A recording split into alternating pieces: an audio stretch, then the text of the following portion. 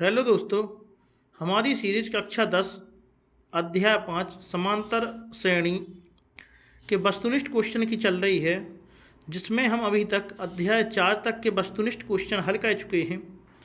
यह वस्तुनिष्ठ क्वेश्चन आपके वार्षिक परीक्षा की दृष्टि से बहुत ही महत्वपूर्ण हैं और आपको एग्जाम में अधिक से अधिक वस्तुनिष्ठ क्वेश्चन जो हैं इन्हीं वीडियो से आएंगे। आपको वस्तुनिष्ठ क्वेश्चनों की अगर तैयारी करना है तो आप यह वीडियो ज़रूर देखें, बिल्कुल भी स्किप ना करें और ध्यान से वीडियो को देखें। इनके अलावा और वस्तुनिष्ठ क्वेश्चन आपके बाहर नहीं जाएंगे। आप लोग ध्यान से वस्तुनिष्ठ पढ़ें और अपने वार्षिक परीक्षा की तैयारी करें और अपने अच्छे से अच्छे नंबर लेके आएँ। तो पहला वस्तुनिष्ठ क्वेश्चन है, यदि समांतर श्रेणी में यदि A7 बराबर 4 और D बराबर -4 है तो A है। जो समांतर श्रेणी का मतलब होता है कि कोई भी क्रम जिसका अंतर निश्चित हो उसको हम समांतर श्रेणी कहते हैं। जैसे हम देखें, यदि कोई एक श्रेणी है जैसे 2, 4, 6, 8, यह जो श्रेणी है इसमें अंतर यहाँ पे फिक्स है, 2-2 का हर जगह अंतर है, तो हम कहेंगे यह एक समांतर श्रेणी है। तो जिस श्रेणी में अंतर जो है समान हो तो उसको हम समांतर श्रेणी कहते हैं। यहाँ पे हमें दिया गया है A7 का मान दिया गया है और D का भी मान दिया गया है। हमें A ज्ञात करना है। यदि हमें A ज्ञात करना है तो उसके लिए हमारा फॉर्मूला होता है AN बराबर A plus n-1 into D। अब यहाँ पे हम कहेंगे कि हमारा AN होगा 4, क्योंकि A7 बराबर है हमारा 4, तो अंतिम पद कहलाता है AN, प्रथम पद कहलाता है A, N कहलाता है पदों की संख्या और D कहलाता है सार्व अंतर। तो यहाँ पे हम देखेंगे, इसमें हम मान रखेंगे तो AN की जगह आएगा हमारा 4 बराबर A की जगह A प्लस N की जगह 7 -1 और D की जगह -4। यहाँ पे हमारा बचेगा 6 और 6 में 4 का गुणा होगा तो आगे 24 और माइनस का 24 इस साइड जाएगा तो प्लस का हो जाएगा और यहाँ पे प्लस के हैं 4, तो 24 और 4 हो गए 28, इसलिए इसका आंसर होगा 28। आप समझ गए होंगे, हमने फॉर्मूला बताया है आपको AN बराबर A plus n-1 into D। यह जो फॉर्मूला है इसमें AN जो है, AN प्रदर्शित कहता है आपको अंतिम पद को, तो यहाँ पे अंतिम पद जो है A7 कहलाएगा। दूसरा A कहलाता है प्रथम पद, N कहलाता है पदों की संख्या और D कहलाता है सार्व अंतर। तो यहाँ D का मान दिया गया है, हमें A7 का मान दिया गया है, वो रखेंगे हम AN की जगह, और N का मान दिया गया है जिस 7, क्योंकि जो समांतर श्रेणी है A7 का मतलब है यह समांतर श्रेणी का 7वां पद है।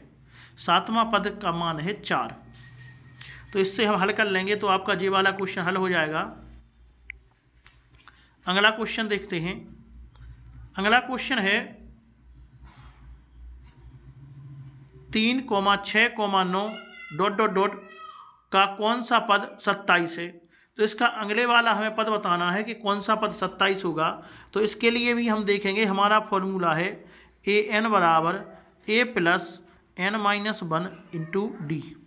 इसमें हम देखेंगे कि AN का मान क्या होगा, हमारा AN का मान कहलाता है अंतिम पद। हमें बताना है कि कौन सा पद 27 होगा, मतलब हमारा जो अंतिम पद है वो 27 ही होगा। तो 27 बराबर A क्या कहलाता है, A कहलाता है प्रथम पद।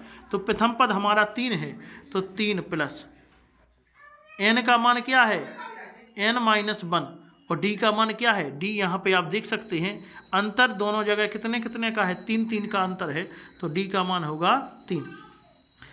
तो इस 3 को हम इस साइड लेके आएंगे तो इस 27 में से 3 जाएगा तो हमारा बचेगा 24 बराबर 3 का गुणा करेंगे इसमें n में तो 3n -3, माइनस के 3 इस साइड आएगा तो 24 में 3 जोड़ेंगे, माइनस का इस साइड आएगा प्लस हो जाएगा, तो ये हो जाएंगे 27 बराबर 3n। 27 बराबर 3 n, और 3 से 27 कटेंगे तो 9 आ जाएगा n का मान। n मतलब होता है पदों की संख्या, तो इसलिए यहाँ पे आंसर आएगा 9। अगला क्वेश्चन हमारा है AP बराबर AP दी गई है हमें, मतलब AP का मतलब होता है समांतर श्रेणी। AP को क्या कहते हैं इंग्लिश में? हिंदी में कहते हैं AP को समांतर श्रेणी।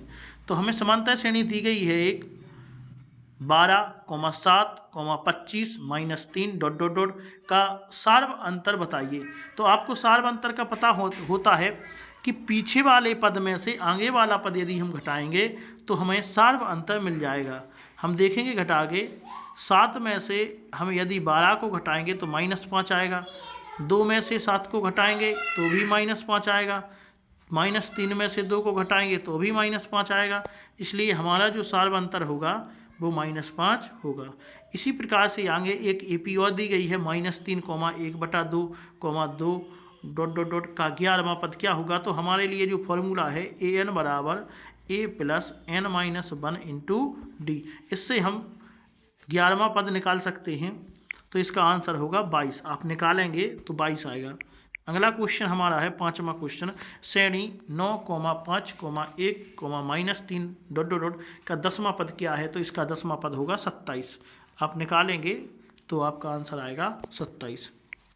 अगला क्वेश्चन है समांतर श्रेणी 3/2, 1/2, -1/2, -3/2 में सार्व अंतर D है। तो D का आपको पता है पीछे वाले में से यदि आप आगे वाला घटाएंगे, मतलब हम 1/2 में से -3/2 करेंगे तो आप LCM देखेंगे 2 आएगा, और यहाँ पे 1 - 3 बराबर -2/2, 2 एकम 2, तो आंसर आएगा -1। इसलिए इस 6वें क्वेश्चन का हमारा जो आंसर है वो -1 है। अगला क्वेश्चन है 7वां क्वेश्चन है श्रेणी 76, 72, 68, 64 का कौन सा पद शून्य है? तो इसमें हमें AN का मान दिया गया है शून्य। कौन सा पद शून्य है? मतलब हम कहेंगे कि जो AN बराबर है वो क्या है? शून्य मान लें। यदि आप मान लेंगे कि AN माने कोई भी एक पद है वो क्या है? शून्य है। तो कौन सा पद शून्य है? तो इसमें यदि हमें कौन सा पद शून्य निकालेंगे तो आगे वाला पद होगा हमारा कौन सा पद शून्य है। तो AN बराबर हम शून्य रख देंगे और A + n - 1 × D। तो A का मान हमारा J है, D का मान हम ये घटा देंगे तो हमें पता चल जाएगा। और इसी प्रकार से इसी फॉर्मूला में मान रख के हम करेंगे तो हमारा आंसर आएगा 20। तो इसका आंसर क्या है? 20 है। अगला है समांतर श्रेणी इत्तेक का प्रथम पद तथा सार्व अंतर है। तो प्रथम पद आप जानते हैं कि पहले वाले पद को बोलते हैं प्रथम पद, और सार्व अंतर बोलते हैं पीछे वाले में से यदि हम आगे वाला घटाएं तो जी हमारा कहलाता है प्रथम पद। तो इसका आंसर होगा हमारा 6,3, क्योंकि प्रथम पद है हमारा 6 और अंतर हमारा 9 में से 6 गया 3 बचा। तो प्रथम पद हो गया हमारा 6 और अंतर हो गया 3। अगला है श्रेणी इत्तेक का कौन सा पद 95 है? ये भी उसी प्रकार से हो जाएगा। इसका आंसर होगा 15। अगला क्वेश्चन है AP 10वां क्वेश्चन है हमारा AP 10, 7, 4 का ... का 30वां पद ज्ञात कीजिए। तो इसका 30वां पद होगा हमारा -77। ये भी आपको हल करना होगा। अगला 11वां हमारा क्वेश्चन है। 11वां क्वेश्चन है यदि प्रथम पद A और सार्व अंतर D हो तो nवां पद होगा। इसके लिए हमें फॉर्मूला अभी हम बता चुके हैं आपको कि A + x - 1 × D। तो यहाँ पे हमारा जो nवां पद होगा तो nवां पद हमारा क्या होगा? A + n - 1 × D होगा। ठीक है भाई, इसका आंसर जी हो जाएगा। अगला क्वेश्चन है हमारा समांतर श्रेणी में A बराबर -18, n बराबर 10 और AN बराबर 0 हो तो D का मान आप बता सकते हैं। हमारा फॉर्मूला आपको पता ही है। फॉर्मूला हमारा है AN बराबर A + n - 1 × D। इस फॉर्मूले से हम इसका आंसर निकाल सकते हैं। अगला क्वेश्चन है हमारा अंतिम पद किसको दर्शाते हैं?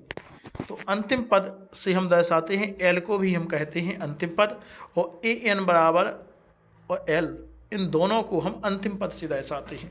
तो इसका आंसर L भी हो सकता है और इसका आंसर AN भी हो सकता है, क्योंकि अंतिम पद हम लास्ट पद L से भी दर्शाते हैं और इसको AN से भी दर्शाते हैं।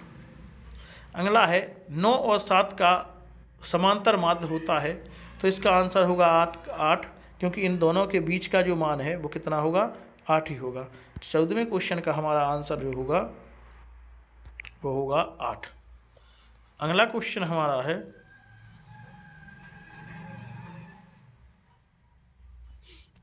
15वां क्वेश्चन हमारा है समांतर श्रेणी का प्रथम पद ए तथा सारवंतर डी है तो उसका 10वां पद होगा। हमें समांतर श्रेणी के जो पद निकालने के लिए हमें फॉर्मूला है, यदि आपको कोई भी चौथा पद निकालना है तो A4 बराबर हम लिखेंगे A+3D, मतलब एक कम करके आप D लिखो तो आपका अगला वाला पद निकल आएगा। जैसे हम कहें यहाँ पे हमें दिया गया है कि 10वां पद क्या है, तो 10वां A10 बराबर क्या, A10 बराबर हमें निकालना है A+9D, एक कम करके D, जितना पद दिया गया है हमें एक कम करके D हम लिखेंगे।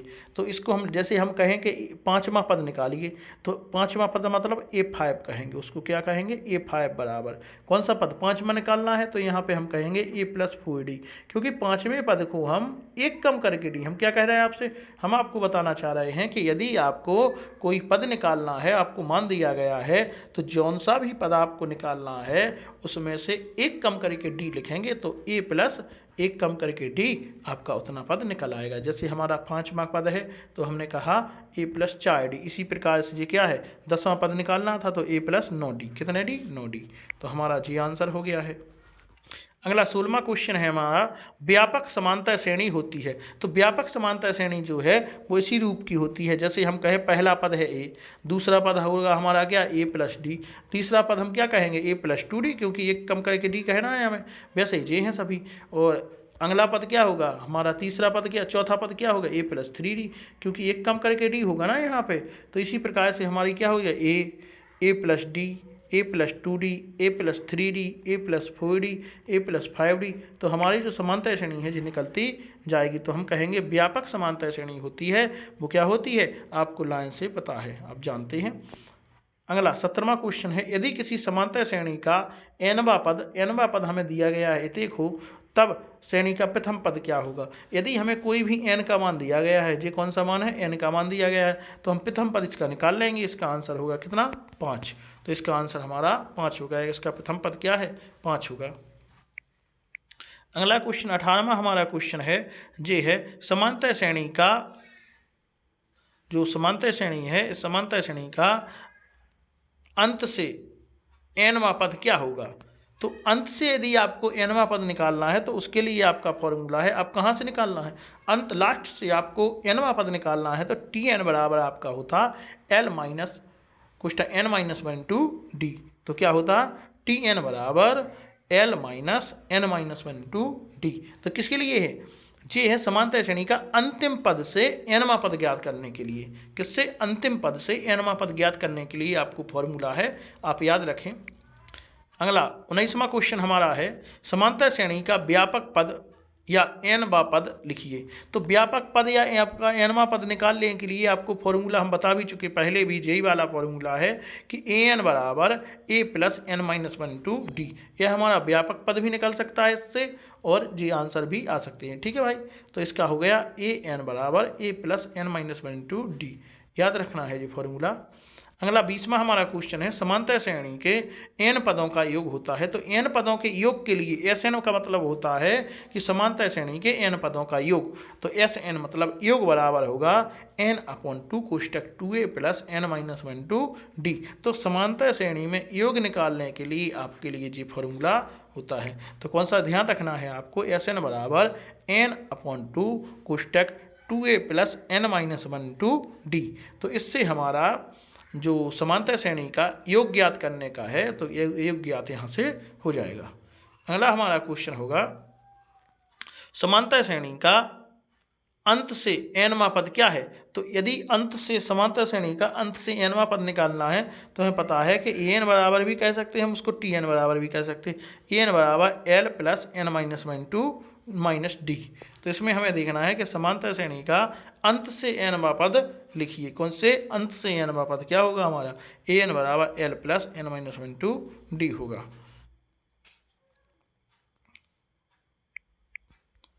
ये वाला ऊपर भी था कि समांतर श्रेणी का अंत से nवां पद क्या होगा। तो आप इसमें देख सकते हैं एक ही फॉर्मूला है दोनों, an बराबर लिख सकते हैं या tn बराबर, यहाँ पे है l तो यहाँ पे भी l, ठीक है।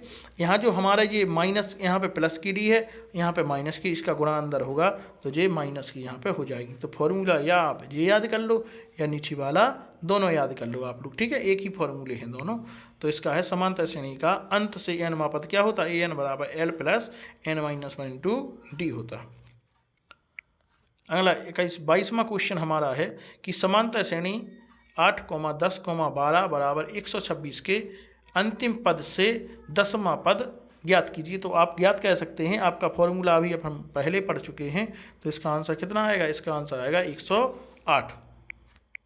अगला क्वेश्चन है n पदों वाली समांतर श्रेणी का प्रथम पद तथा अंतिम पद l हो तो समांतर श्रेणी का योगफल होगा। तो उसके लिए हमें समांतर श्रेणी का यदि योगफल निकालना है, उसमें हमें दिए गए हैं n भी दिया गया है, a दिया गया है और अंतिम पद l दिया गया है। तो उसके लिए हमें डायरेक्ट के लिए फॉर्मूला है कि n/2 कोष्टक a प्लस l।